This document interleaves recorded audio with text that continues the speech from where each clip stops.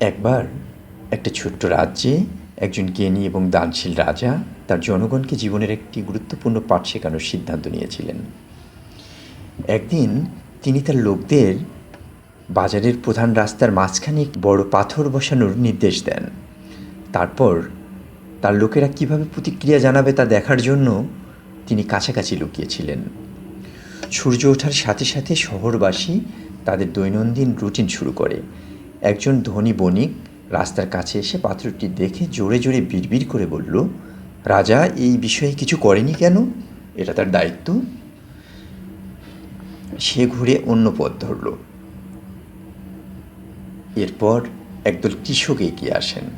তারা বোল্ডারটি দেখেছে, অসুবিধার বিষয়ে বিড়বিড় করে অভিযোগ করছে এবং সাবধানে তাদের গাড়িগুলোকে চারপাশে চালাচ্ছে। তাদের পথ চলতে থাকলো।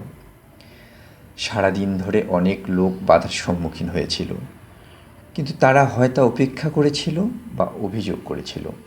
রাস্তা পরিষ্কার না করার জন্য রাজাকে দোষারোপ করেছিল। তাদের কেউ এটি সরানোর চেষ্টা করেনি। বেলা গড়িয়ে সন্ধ্যা হতে না হতেই এক দরিদ্র যুবক, তিনি শ্রমিক হিসাবে কাজ করতেন, একটি ভারী বস্তা শস্য নিয়ে রাস্তায় নেমে এলেন।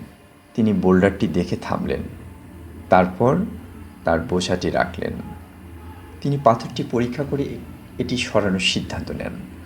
প্রচণ্ড চেষ্টায় সে ধাক্কা দিল, টানাটানি করল এবং শেষ পর্যন্ত পাথরটি রাস্তা থেকে সরে গেল।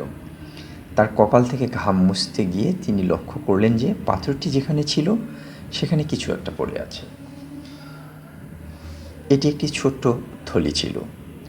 কৌতূহলী হয়ে ওটা তুলে নিয়ে খুলল। ভিতরে একটি সোনার মুদ্রা এবং রাজার কাছ থেকে একটা ছোট্ট নোট ছিল। এই পুরস্কার তার জন্য যে পথের বাধা দূর করে চলে, চ্যালেঞ্জগুলি অতিক্রম করে।